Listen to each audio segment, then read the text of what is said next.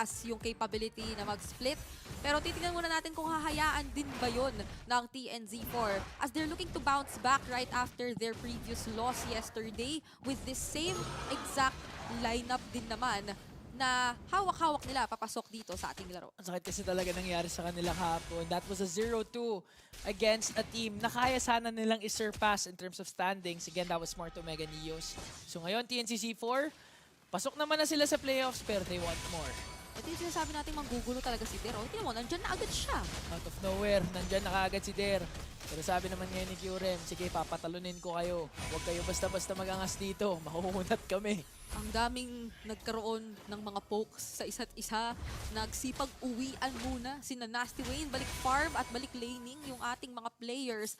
Pero maganda ang naging showing ng both of our teams doon sa naging clash natin kasi napapakita nila so far kung gaano nga ba talaga kabalanse yung lineup na meron sila at na magmamatter yung pinakamaliliit na mga movements na gagawin nila pagka nagka-clash na. Sigurado ako na tama ka dun kasi balance nga talaga yung lineup nila. Kaya nila magpalagad sa isa't isa and pareho nilang gagawin. Wag pansinin yung gold lane kasi kailangan mag-farm lang ng dalawang yan. Halos hindi sila magro-rotate dyan, promise. Siguro yung magkakatalo lang kapag si Boyson ay nahirapan ng onte kasi as we're seeing it right now, puro minamaximize niya yung laning capabilities or advantage ng Bruno against isang 1-1 na napipilitang mag-tower hug talaga ngayon si Boyson. No, actually, papauwiin na nga niya. Kasi nga naman, ang sakit talaga ng poke ng isang Bruno. Oo. Basta hindi niya pansinin yung minion, mas ikaw yung papansinin niya, magkakatalo talaga. Tsaka mararamdaman mo talaga eh. Alam naman natin early game, lamang na lamang nga yung Bruno as what you mentioned.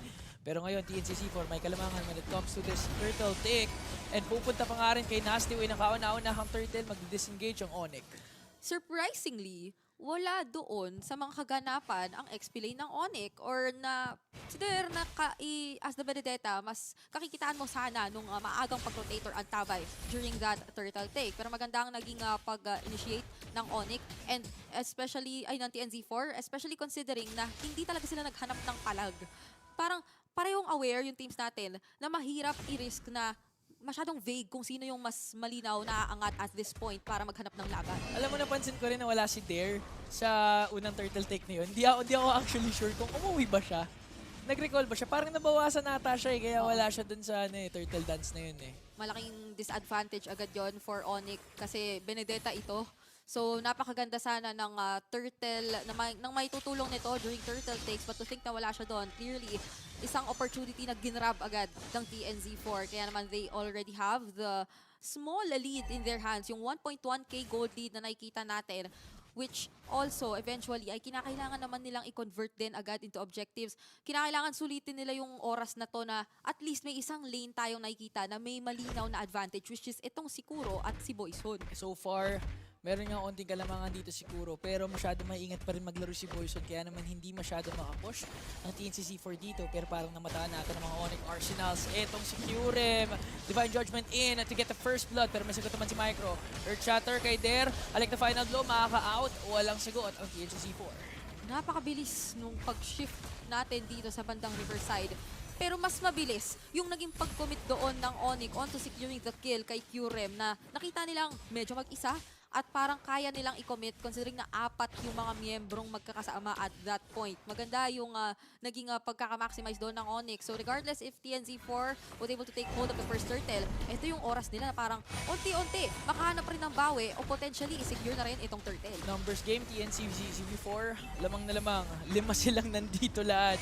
Even si Micro, all the way from the top lane, pumunta pa sa bot to secure a second turtle. Kahit pala nakakuha na sila ng trade, ang sabi ng TNZ4 dito, walang convert-convert, kami pa din ang kinakailangang makakuha ng second turtle. At mukhang dito naman sa bandang ibaba ang aksyong magaganap ay meron. Uy, may ulti dito si Curem ha. Pwede siya mag-commit dito onto kay Kidot pero hindi nila itutuloy. Sabi nila, nakinig kami kay Brigida.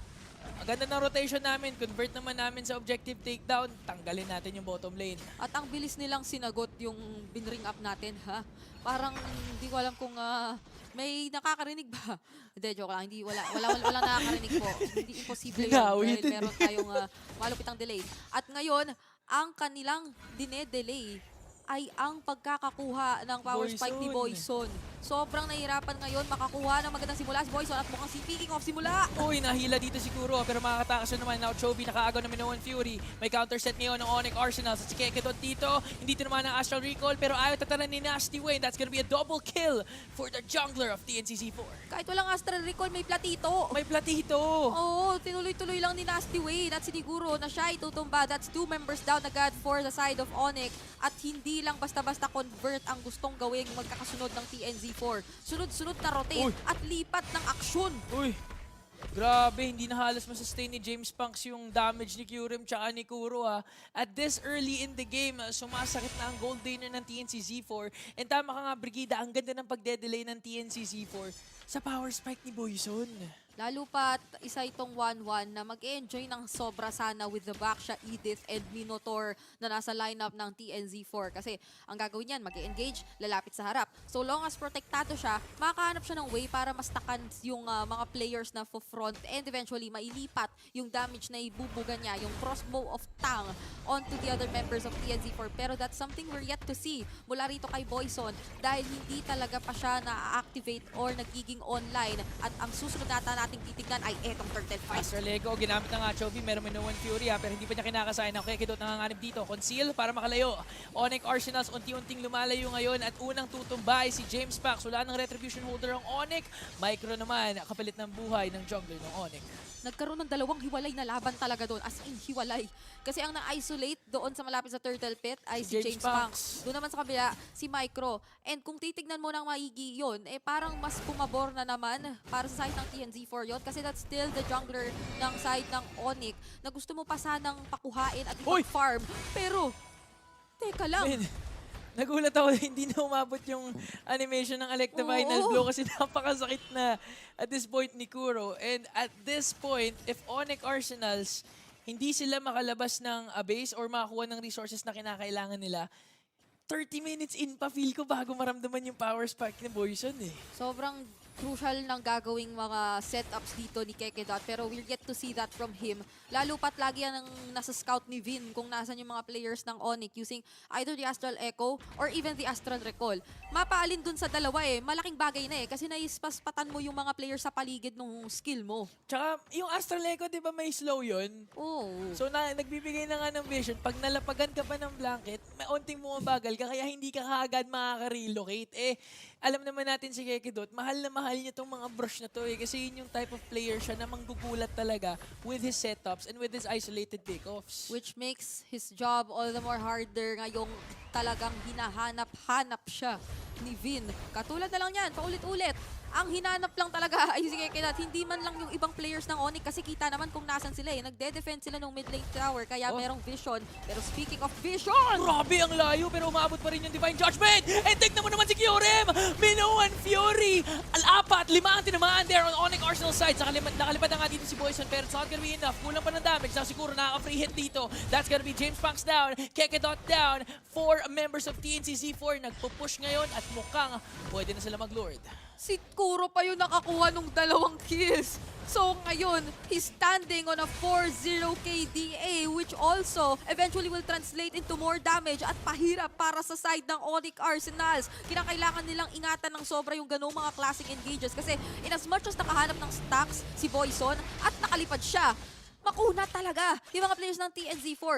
At ang hirap i-commit ng crossbow of Tang knowing na hindi pa naman sobrang low nung karamihan ng mga players. Tsaka yung problema dun, nag-initiate si Kekedot, ang lapit-lapit ni Kyurem. So, ang ginawa lang ni Kyurem, nung nakita na nag-connect yung Divine Judgment, kinasa niya kaagad yung Minoan Fury.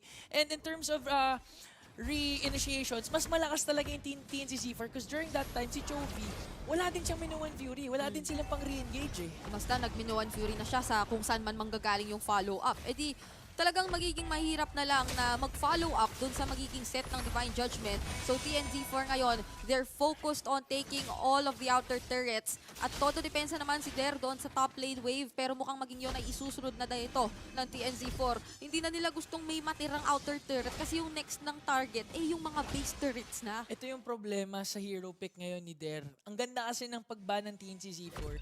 Walang halos game-changing ultimates itong isang Benedetta eh. Unlike pag naka-Tirizla or even Blue or even Edith itong si Der na talaga naman napapaikot niya yung laro. Kaya ngayon, hirap na hirap paikutin ni Der yung laro eh.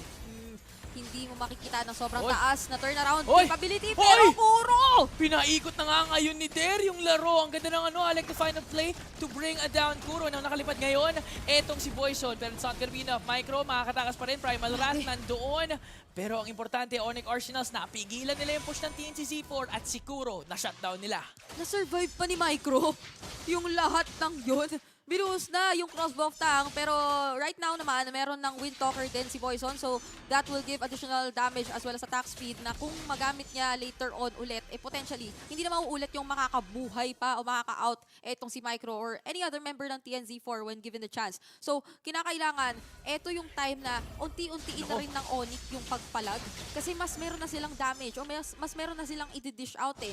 Meron nang ibabato ngayon si Boyzone kontra sa kanila and unti-unti na nating nakikita na kung hindi man sobrang mag-rely sa setups or sa mga turn-around plays nga etong hero ni Der, pwede naman silang mag-go for the all-out engage to ensure at least a pick-off bago tuloy-tuloy pumalag. Actually, Der proved me wrong nga eh. Kasi kakasabi ko lang na nahihirapan siya ng gumawa ng game-changing plays. Ayun, nung sinabi ko yun, kakagawa lang niya. Like the final blow, petrify play kay Kuro. Napatay nila. Kaya ngayon, nakakalabas naman ng Onyx Arsenals. And tama nga yung sinabi mo, no?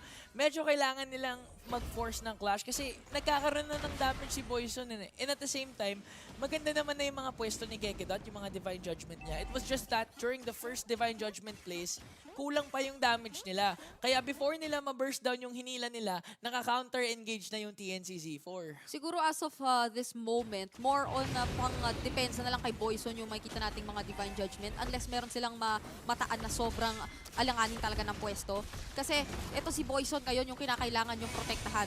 As in siya ang kinakailangan makasurvive hanggang sa dulo ng laban. Pero speaking of laban, mukhang magsisimula na. Oh, nagamit na nga ni Micro Earth Shatter na pati Primal Wrath at mukhang mare-reset na nga yung Lord. Boyzone dito nakapag-free hit. Di pa rin siya napapansin. Di pa rin proc yung crossbow of Tang. Pero si Kuro din naman. Oh, si Der! Nag-petrify play onto Kuro. Pero si Kuro, hindi... Oy! Grabe! Yung Astral recall doon ni Vin. Pati na rin yung heads up play coming in from Kuro to bring down Der. Kaya Onyx Arsenals lalayo and TNC Z4 secures this Lord. Prediction on point para rito kay Vin at nag-coordinate siya ng mabuti kasama ni Kuro. Hindi sila nakontento sa isang Astral Recall na hindi mo sigurado kung mapapatumba pa dito si Der. Talagang nag-flicker in pa si Kuro to make sure na mafi-finish off yung kill. At dahil doon, hindi na masyadong nakapagmatapang ang Onyx Arsenals. Now, the Lord, once again, ay nasa kamay ng TNZ4. Potentially, ito yung gagamitin nila na pangkuha ng base turrets na kanina nilang gustong kuhain pa. Alam mo yung napapansin ko, tama nga yung sinabi mo na si Kekedot, yung Divine Judgment niya, parang sinesave na lang to protect Kuro eh. Kasi ngayon ang pang-initiate nila talaga yung Electo Final Blow Petrify play. Na nung nawala na yun, namatay na si Der, umatras yung Onyx Arsenals kasi hindi na nila afford mag-initiate ulit kasi mawawalan sila ng pang-depensa kay Boyzone. Pagka hindi na nadeprotektahan si Boyzone ay magiging delikado na ng sobra yung sitwasyon. Nastiwin mo kang pumasok na, looking for the engage. Nag-primal draft na nga dito si Micro para makapush na maaga.